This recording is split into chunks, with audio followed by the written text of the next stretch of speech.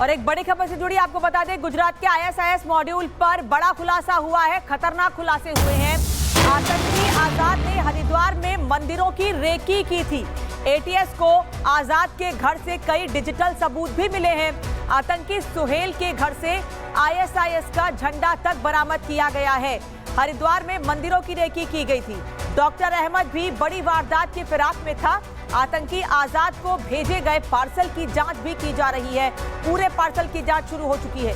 Gujarat ATS ISIS connection की गहराई से पूरे मामले की अब जांच कर रही है। ATS की पूछताछ में ये कई खुलासे हुए हैं। आतंकी आजाद ने हरिद्वार में मंदिरों की रेकी की थी। हरिद्वार में बड़ी संख्या में मंदिर है, बड़ी संख्या में श्रद्धालु वहां पहुंचते हैं मां गंगा में डुबकी लगाने के लिए, तो वहां आसपास के इलाके में और मंदिरों की रेकी की गई थी। ATS को आजाद के घर से कई डिजिटल सबूत मिले हैं। आतंकी सुहेल के घर से ISIS का झंडा तक बरामद किया गया है। तो अब ये तमाम सबूत इकट्ठे करके जांच को और तेज गति से आगे बढ़ाया जा रहा है। डॉक्टर अहमद भी बड़ी वारदात को अंजाम देने की फिराक में था, तो क्या ये बड़ी वारदात हरिद्वार में अंजाम देने की तैयारी थी? आतंकी आजाद को भेजे गए पार्सल की जांच भी शुरू हो गई है।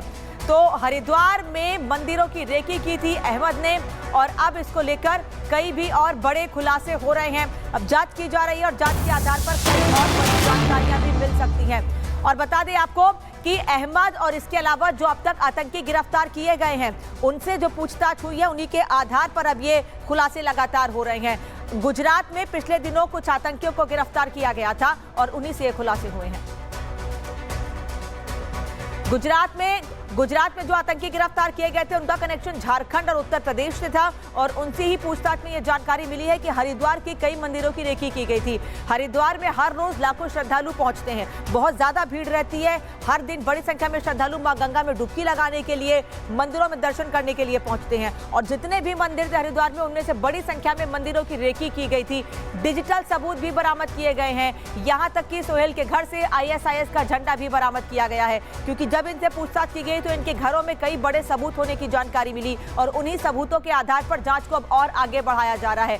दिल्ली से गुजरात कनेक्शन को भी जोड़ा जा रहा है कि दिल्ली में जो ब्लास्ट हुआ था, क्या गुजरात के पकड़े गए आतंकियों का भी इनसे कोई कनेक्शन था? विवेक भी हमारे साथ जुड़े हैं। विवेक, और क्या अपडेट?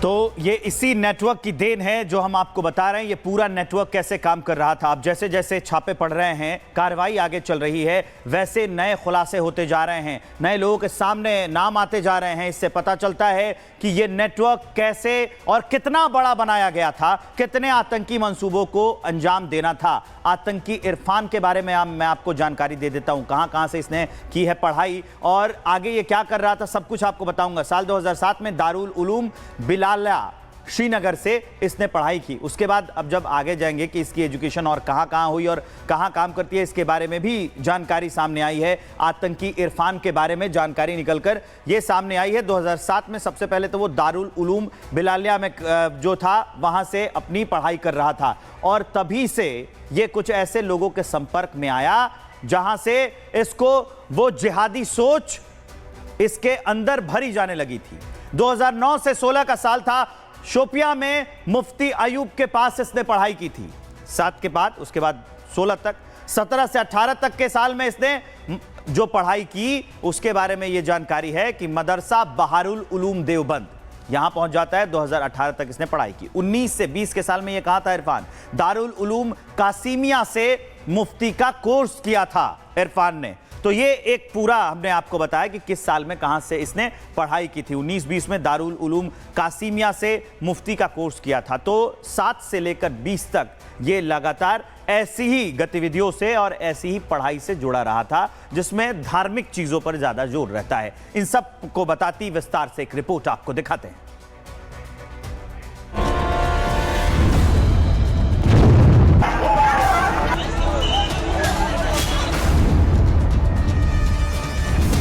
दिल्ली धमाके की जांच में एक मौलवी आतंकी साजिश के रिंग मास्टर के तौर पर उभरा है। जांच एजेंसियों ने खुलासा किया है कि जम्मू कश्मीर का मौलवी इरफान अहमद ही आतंक का वो केंद्र बिंदु है, जिसने जैश के व्हाइट कॉलर टेरर मॉड्यूल को अमली जामा पहनाने के लिए डॉक्टर्स को कट्टरपंथ की तरफ ढकेला। जांच एजेंसियों को जो सबूत हाथ लगे हैं उसके मुताबिक मौलवी इरफान अहमद जैश के आतंकी मॉड्यूल का रिंग लीडर है। इरफान ही सबसे पहले डॉक्टर मुजम्मिल और AGUH से जुड़ा। उसी ने मुजम्मिल के जरिए बाकी डॉक्टर्स को कट्टरपंथ की तरफ ढकेला। इरफान अंसार गजवतुल हिंद यानी AGUH का भी सक्रिय सदस्य है।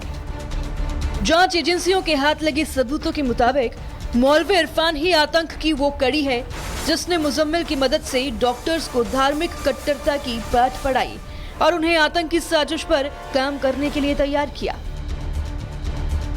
इरफान जहां जैश और अंसार गजवतुल हिंद के लिए स्लीपर सेल का काम कर रहा था, तो साथ ही वो जैश के व्हाइट कॉलर टेरर मॉड्यूल के लिए पैसों का इंतजाम भी कर रहा था और उमर मोहम्मद समेत कई बाकी डॉक्टर्स को जैश के आतंकी साजिश में धमाके के लिए तैयार किया।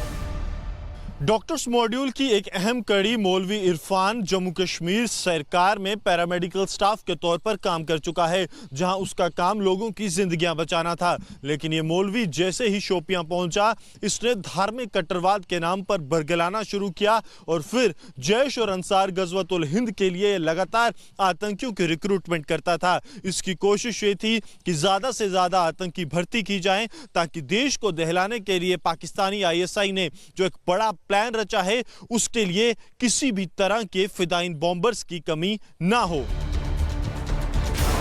जांच एजेंसियों ने यह भी खुलासा किया है कि इरफान को इस खेल में अहम मोहरा बनाने वाला डॉक्टर मुजम्मिल ही था, जिसने AGUH में शामिल हाफिज मुजम्मिल तांत्रे के साल 2021 में मारे जाने के बाद इरफान से संपर्क किया था और उसने AGUH के 3 बड़े कमांडरों के नाम बताकर इरफान को भरोसे में लिया और उसका इस्तेमाल बाकी डॉक्टर्स को कट्टरपंथ की तरफ ढकेलने के लिए किया। लेकिन एक बार जैसे ही इरफान मुजम्मिल के संपर्क में आया, उसने धार्मिक कट्टरता के नाम पर डॉक्टर्स का एक दस्ता तैयार कर दिया, जो जिहाद के नाम पर सुसाइड बॉम्बर बनने को तैयार थे।